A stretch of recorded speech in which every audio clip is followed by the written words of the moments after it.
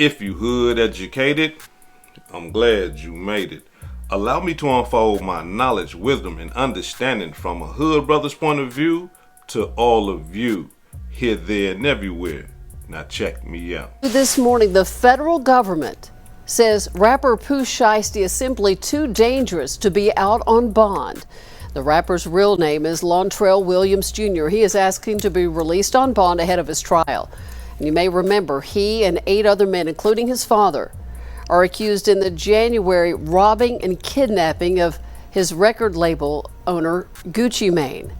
The other defendants, including Shiesty's father and rapper Big 30, they're already out on bond. But here's this new filing. Prosecutors argue Shiesty should not be allowed out under any circumstances. They say no condition of release can protect the community or witnesses against Williams Jr. from the danger he poses. It goes on to say the danger here is concrete. Williams Jr. himself has shot at least 2 people. He leads a Memphis street gang of about 100 members. Excuse me, they say he's a man who could summon an armed entourage at will. And they contend he did just that in Dallas in January. We'll let you know what the judge decides. The trial is set for February. The feds have dropped some brand new paperwork. And in this paperwork, they are exposing everything that the defense attorneys of Pooh Shiesty and Big 30 and them said that the feds didn't even have. Remember, the defense attorney for Pooh Shiesty and Big 30 and those guys came out and said the feds don't even have no evidence against Pooh Shiesty and Big 30. And Sam Zanganeh and John Helms. And any question, just look straight in the middle. Yeah. Thank you. So we had a bond hearing today and a PC hearing today. I think that the relevant things that were said today that I thought were fascinating were that it took 3 months to build a case. And I think the reason for that was because the statements that were given on the evening that this occurred were very questionable. I think the way that the statements were made, what allegedly was witnessed and what wasn't witnessed, I think gave great pause to the FBI. The FBI doesn't take 3 months to arrest someone if they believe everything that was said on the night that it occurred. They were involved the first night and then nothing happened for 3 months. In addition to that I thought was quite embarrassing was that an FBI agent says they don't have the resources to keep their eye on an individual. This is allegedly an individual that committed a crime that they then didn't watch to see if the guns were present, if the jewelry was present. And what didn't we hear today? What we didn't hear today is there is no contract, this mystery contract. They have no contract. They have no video of this alleged signing of a contract. They have no guns. They have no jewelry. They have none of that physical evidence. What they have is they have allegedly 5 individuals, one of them being a very well-known individual that is allegedly cooperating with the government and making these allegations against my client and many more. I'm going to take like 1 or 2 questions and then we're going to scoop. You're essentially arguing that on the he said kind of case, no evidence. Correct. Yeah, it's very fair. I think that this is it's a he said type of a case. I mean, obviously, there's 5 individuals on one side. What we're missing are the other people that were present in the room, right? The owner of the studio who says he didn't hear anything or see anything. The way they leave the studio, where no one is in concert with anybody else, no one's arguing with anyone else. One of the individuals says, "Hey, can I get my watches back?" Like, the story is quite unusual. And I think that the FBI knew that. I think the investigators knew that it was unusual. And I think that's why it took so long to make the arrest. What is your response to the judge saying that, your client still violated the terms of his ankle monitor location? Sure, those are all things that are going to be, flushed out. The fact is that he was allowed to be in certain areas at certain times. That really wasn't an argument for today. I wasn't really even going to make that argument. My main thrust of today was to really push on the evidence and see exactly what they had and when they had. How about this? How about the individual who wrote the complaint, who actually drafted the complaint, who was sitting in the courtroom, who's only been an FBI agent for 4 years, does not take the stand. They put someone else on to say what she wrote in her own complaint when she's sitting in the courtroom. And that's done quite often in gamesmanship because they don't want to put a rookie on the stand and be measured by our legal team. How far away is this from trial? Oh, who knows? You know, we're going to get discovery. We'll take a look at their discovery. They're going to say it's ongoing. I mean, think about it. They had 3 months to get this done. They had 3 months to get warrants. They didn't get warrants that night. They didn't get warrants the next night. They didn't get warrants the next month. They didn't get warrants the month after. They waited 3 months to get warrants on whether or not there's guns, whether or not there's jewelry. How about their cell phones? How about the computers? That gives me great pause when I see a case that takes that long to get warrants, if you believe everything that was said on the evening that it occurred. So can you tell me let me take one from her because she was talking last minute. Can you say anything about the identity of RD, and then you also spoke about a social media post he had made? Correct. So, listen, I don't like when the government puts initials in and everyone takes a guess who they are. We all know who they are, right? I'm not going to say it's this person or that person. That's not my job to do. But certainly there have been media posts of individuals that we suspect were involved in that evening where they're denying that it occurred, or they're denying that they're giving statements to the government. I think that's unusual as well, because of what the government put forward today seems to negate those statements, but we'll have to see how this all shakes out. Listen, guys, Sam and I have had many, many cases together, right? We just finished a case a couple of years ago in San Francisco on the Cash App murder case. And whenever I talk to individuals, whenever I talk to media, I always say, this is not a straight road. It's always a very winding road. So we never know where things are going to take us. We got to look at the evidence as it comes in, and we'll see what's there. I'm just shocked that, you know, when they say there might be video out there, they don't have it. There might be this mystery contract, they don't have it. Oh, they were at Staples, you know, making copies. It's just a total guess. So, like, we're not here to guess. I'm here to look at the evidence, to weigh the evidence, and to make the best decision based on that evidence. Your client just stays in detention until what? Yeah, currently he'll stay in detention. We get discovery. We'll start going through that. There's going to be several motions that we're going to file, obviously, in the next couple of weeks. But that'll all come out. We'll get copies there. So did the feds even interview any of the people? Did the feds even interview any of the people yet? Any of the alleged victims? Or? So my understanding is the FBI has, over the past 3 or 4 months, has interviewed none of the alleged victims, and allegedly they all have future dates to give statements, but I have no idea if that's true. We're basing it on what the agent said on the stand, that each one of those witnesses from that evening is going to appear and give a statement to the federal authorities. So RD never made a statement as of now? Not to the FBI, but that evening it appears from the material that they produced and from the agent's testimony is that RD gave a statement that evening. But since that evening has not given another statement. But the FBI said in the future they're all scheduled to give statements, so we'll have to see. The feds say we gonna show and prove, and that they did. With this new paperwork, we now understand and know without a shadow of a doubt that this whole thing about this Gucci Mane robbery and kidnapping didn't have anything to do with Pooh Shiesty's cousin, Big Scar. Remember, a lot of people were saying that Pooh Shiesty was upset about how Gucci Mane demonstrated when Big Scar lost his life. You know, people were saying that Gucci Mane didn't support him, he ain't send no money to him and stuff like that for the funeral costs.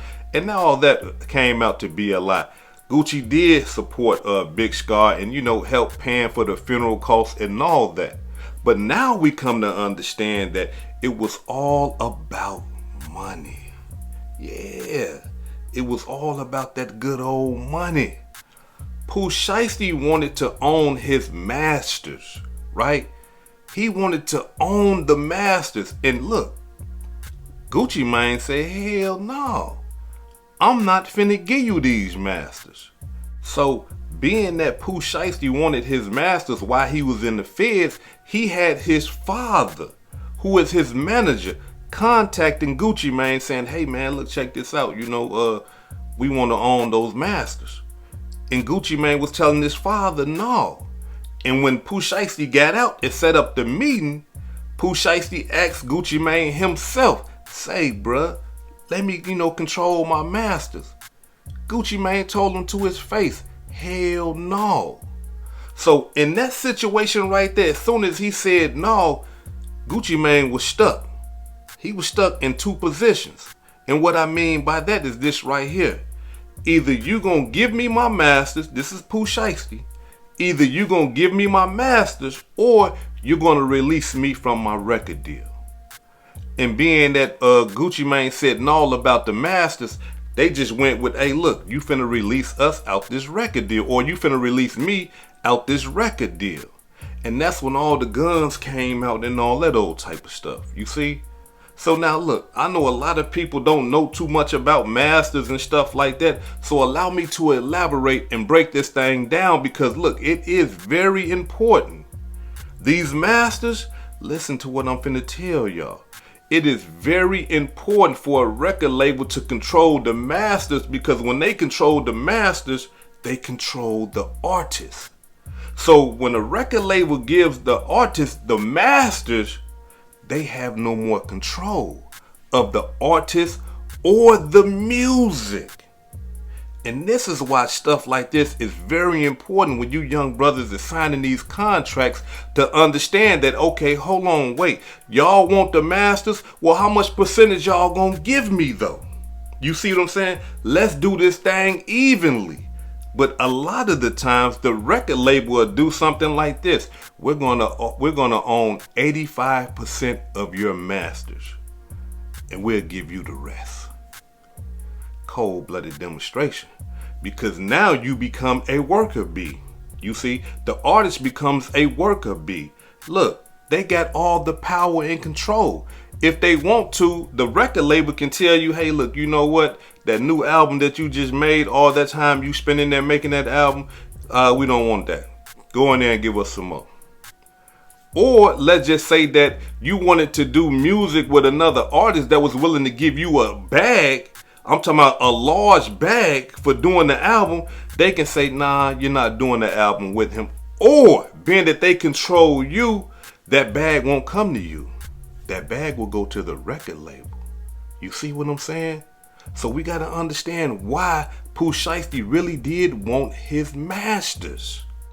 With Pooh Shiesty owning his masters, now he got control.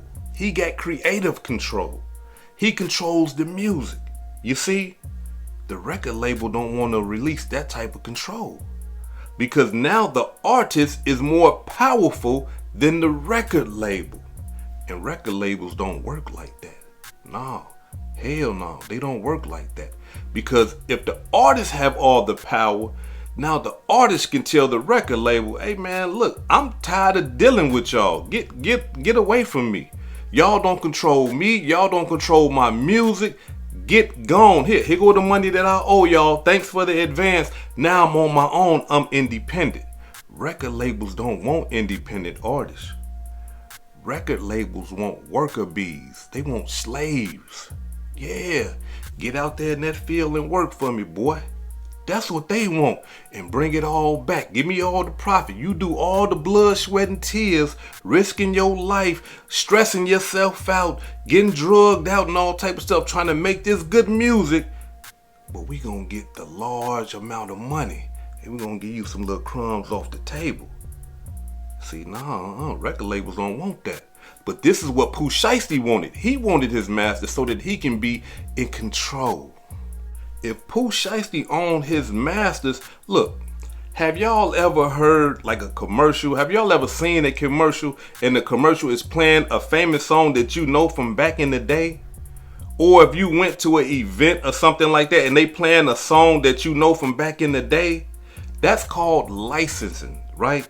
That's when you licensing your music out to other corporations and they gotta pay you for using your music. Guess who get all that money? No, not the rap artist. The person who owns the masters, the record labels. So they putting your music out there because they got control of it. They making other contracts with your music and you ain't seeing a dime in Pakistan money. You see what I'm saying? And not only that though, let's just say that you came out with a major hit. Pooh Shiesty got hits. And say that Hood Educated, I wanted to sample that. And a million other people wanted to sample one of his songs. Guess who getting the money for that? Yeah, the record labels is. So they getting money from you rapping and doing shows and all that old type of stuff and streaming. Don't even get to talking about the streaming, right? They getting all that money and they starting contracts with other corporations getting money up off you, and they only giving you crumbs off the table. That's why Pooh Shiesty wanted his masters. Pooh Shiesty was getting tired of getting them crumbs off the table. He went to the penitentiary, possibly got to read some books and stuff like that. His father, he got to read some stuff, and he's the manager, so they probably said, man, look, they hitting us. We got to renegotiate this contract, or else we going to get up out this contract, or they going to start giving us some of this money. But the cold-blooded part about owning the masters is this right here, y'all. I know y'all have seen sometimes where a artist will say, hey, look, I sold my whole entire catalog for 60 million, 20 million, 100 million, things like that. Pooh Shiesty got that type of content. He got that type of music where 10, 20 years when he ain't even rapping no more, he can sell his whole catalog for 60 million, 20 million, 10 million, 100 million, whatever the case may be, right? But being that he don't own his masters, guess who can sell his catalog and get all those millions of dollars on top of all the other millions and dollars, and millions of dollars on top of that? The record label. Why? Because they own the masters. You see what I'm saying? So yeah, no, I mean, look, I understand. Hey, brother, hey, shit, give me my masters, But when you young brothers start signing these record labels, y'all need to understand what y'all signing. Look, ain't no robbery and fair exchange. You got the big record label, they gonna back you, they gonna market you, they gonna give you the advance and all that. They got their connections and all that. All right, cool. But let's just make this thing fair. Look, I own 50% of the masters. Y'all own 50% of the masters. Let's do it. You see what I'm saying? Or I own 60, y'all own 40. Whatever the case may be, right? But let's make it fair. But record labels don't work like that. They greedy. They want all the money. So that's why they always gonna be 85 and then gonna give you the rest. 90 and then gonna give you the rest and stuff like that, because that's how they work. Now, if Pooh owned his masters, this is generational wealth we talking about. This boy got good music that's gonna last forever. You see? So he looking at it like, man, I'm getting beat. Y'all robbing me. This how Pooh Shiesty looking at it. He getting robbed. He's not looking at it like, I made a bad business deal. You see, I need to try to buy myself about this contract. Right? Instead, he's a gangster. His father, a gangster.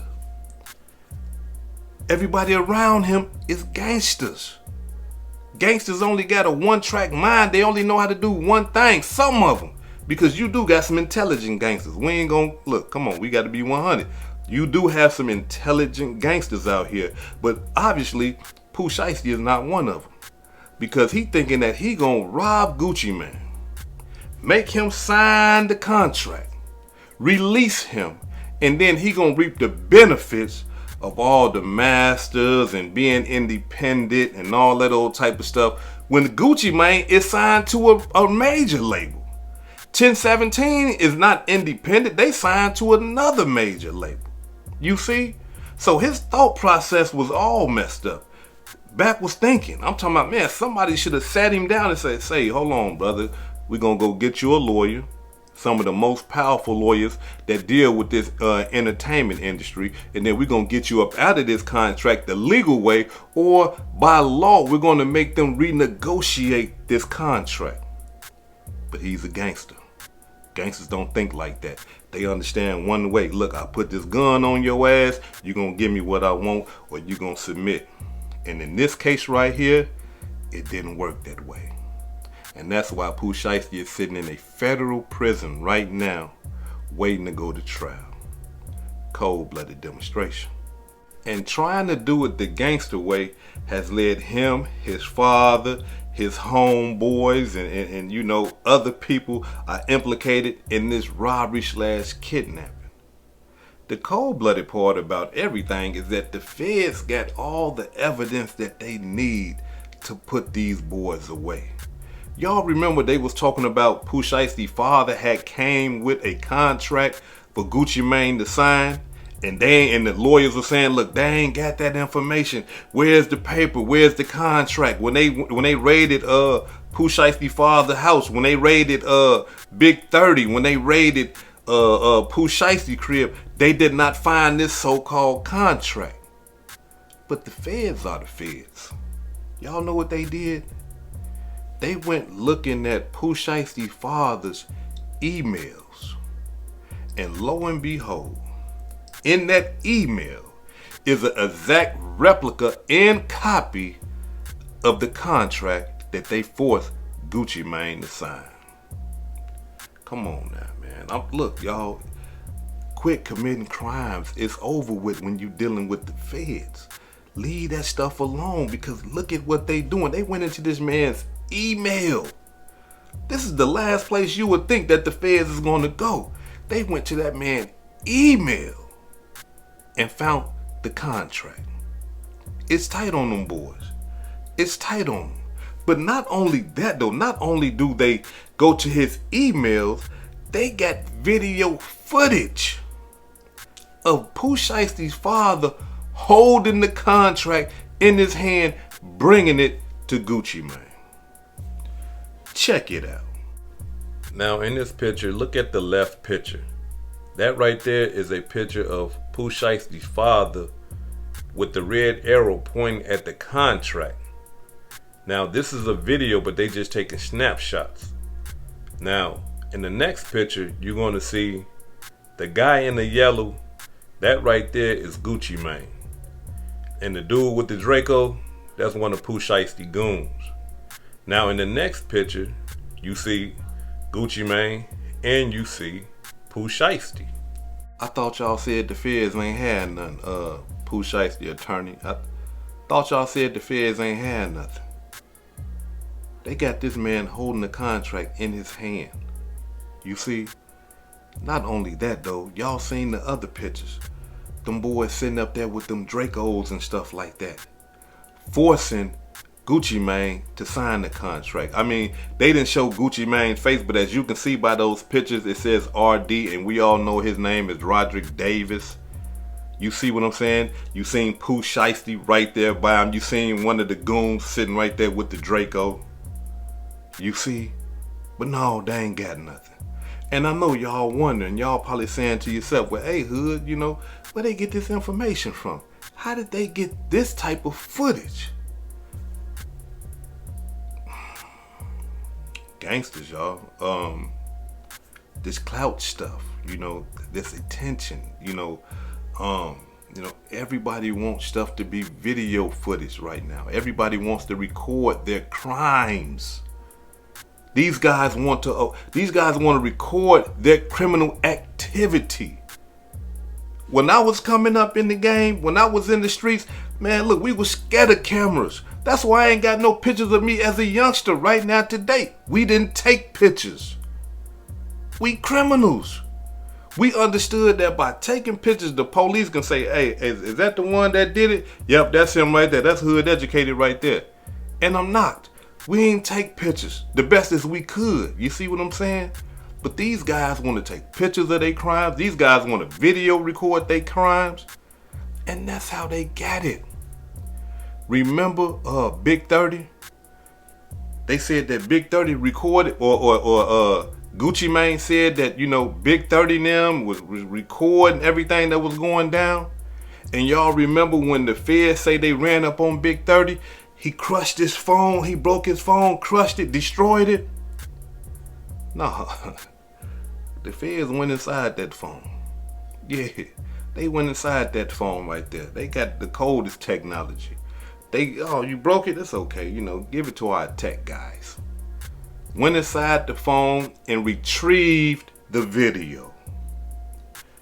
Y'all booked. Y'all cooked. Deep fried, done with. They got the actual video of them forcing Gucci Mane to sign the contract. Pooh Shiesty right there, his father right there, the homies. Wait a minute. Y'all boys is done. With this type of information, what type of defense is your lawyers gonna come with? When you got a video, you got the victims, you got material evidence, the watches and stuff like that, your friends with all the jewelry on that they robbed from these people. You got ex-policemen willing to testify, hey, that's him right there. Hey, that's the guy right there. How do you defend against this? You can't. And look, I'm gonna be 100 with you. In a situation like this, you boys is defeated. Go on, take y'all deal. Go on, lay down, and you know, try again.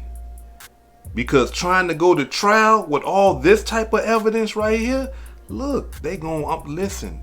They gonna dog you. They look to the fullest extent of the law. They gonna give you the max. They gonna bury you.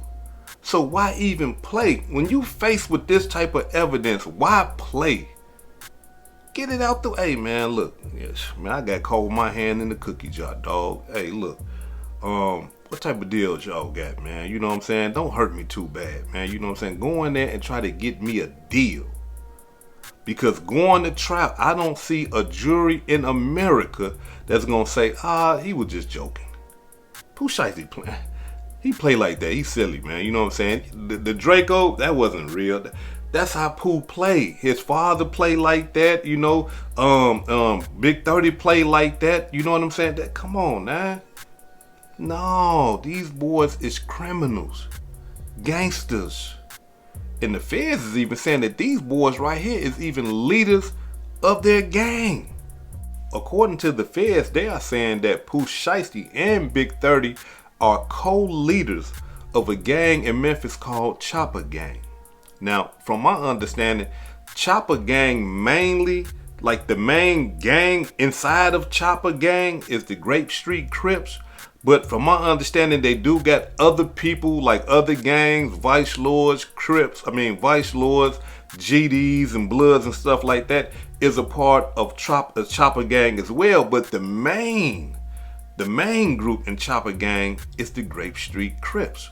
Now look, it don't even stop there because they are saying that Big 30 is the leader of Knock Shit Back Gang. I know y'all probably saying, hold on, Hood, what you just say? Yeah, Knock Shit Back Gang. And what they talking about is they knock your shit back. You see what I'm saying? That's the type of gang that Big 30 is the leader of. Knock Shit Back Gang, right? And so they are saying that these guys is leaders. And look, being that they done rapped about being from Grape Street, being that they done rapped up talking about being Chopper Gang, there's no way around that. Because they got it all in their music where they are confessing, hey, look, check this out. I'm Grape Street. I'm Knock Shit Back Gang. I'm Chopper Gang. You see, these are verbal confessions that will be used against them to prove their leadership of these gangs. And if not that, they probably got some informants. They probably got some snitches from each gang willing to testify to that. Willing to say, hey, yeah, check this out. This is the leader. He the leader of Knock Shit Back. He the leader, both of them the leader of Chopper Gang. You see? And not only that, when Pooh Shiesty first came home, that FDO, fresh out, first day out, his mama was saying that, hey, you a leader. The streets need you. You see, his mama on the record confessing of his leadership. Now, we can sit back and say, hey, man, hey, Hood, man, she just saying, her son the leader. She just trying to big him up. All right, that's what we can think. But the feds, it don't matter what we think. It don't matter what she was doing. What matters is what the feds are going to tell the jury. They're going to tell the jury, hey, look, his mama even said that he was a leader and that the streets need him. You see what I'm saying? Yeah, this thing right here get cold-blooded. The feds don't play fair. They play to put you down. They play to put you in prison for as long as they can. And that's what they aim to do with Pooh Shiesty, Big 30, his father, and all them other boys that's on the case. Y'all remember when those defense attorneys came out and said that Gucci Mane is not speaking to the feds and that Gucci Mane did not give a statement? Do y'all remember that? Yeah, this is what the defense attorney said. They said that, look, Gucci Mane ain't talking. That's not what the feds said in this demonstration that they just dropped. The feds ain't say that. The feds say that they got 5 cooperating witnesses, including Roderick Davis. Yeah. So all that Gucci Mane ain't talking what? The feds say that that man is cooperating. Whether you want to call him a rat or whatever you want to say about him or whatever, but he's cooperating. So what that means is that he's going to get on the stand against Pooh Shiesty, Big 30, and all his homeboys and be like, it was him right there. Him too. He the one that pulled the gun out. He the one that made me sign the contract. He the one that made me, or he the one that recorded everything. You see, how can you defend against that when you got the victim who's also an eyewitness to a crime committed against him? You see, how can you defend against that? And you got video footage. You got materials. You got this man watch. You got Gucci Mane wedding rings. You got his watches. Y'all done took money. And y'all got pictures, your homeboys, they got pictures of your homeboys with all this stuff. Here's a picture of one of the guys that was arrested for the kidnapping robbery wearing one of the watches that was taken during the robbery. He posted this on his Instagram. Here's another picture of Pooh Shiesty homeboys posting some of the evidence that they took from Gucci Mane and his people during the robbery. And in this picture right here, you see one of the goons that came there to rob Gucci Mane and his peoples. He has on a 1017 chain that I believe that was taken during the robbery. And he is flexing a Rolex watch that was taken during the robbery. Man, how can you defend against this? So Pooh Shiesty lawyers tried to argue in federal court that, hey man, check this out. This is not a federal case. This is a state case. This is a robbery. This is not a kidnapping, right? This is one of the arguments that they tried to argue just so that they can get the case removed from the feds to the state, right?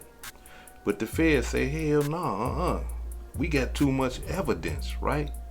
And some of the evidence that they're going to use to prove that this is a federal case is something that I did not know existed. The feds are saying, being that Pooh Shiesty orchestrated Memphis gang members, Chopper gang members, Knock Shit Back gang members to help him facilitate this robbery / kidnapping, that's a federal offense. Why? Because he's calling across state lines. He's orchestrating he's orchestrating this crime across state lines from Houston or Texas to Tennessee. Cold-blooded demonstration. I did not know that. Hey, we getting a hood education here. We learning. Yeah. If you call me right now today and you in Chicago and I'm in Minnesota and we planning on committing a crime and we facilitate that crime, we complete that crime, we just caught a federal case. Because we're going across state lines. Now, if you in your state and you calling and stuff like that, hey man, we finna gonna do that, the feds ain't gonna get involved in that because you still in the state. You still in the boundaries of that state. But as soon as you call across that state line, I don't care if you call across the state next to your state. You just committed a federal crime. Cold-blooded demonstration. Now, the cold-blooded part about it is that it don't even have to be a call. You can text somebody and orchestrate a crime across state lines, and it's gonna be as if you called them. A text message, an email message. You see what I'm saying? I did not know this. We learning something today. And look, some might say, well, hey, hood educated, how they know that they was texting across state lines? Well, the feds got their phones. Therefore, the feds got their text messages. Check it out.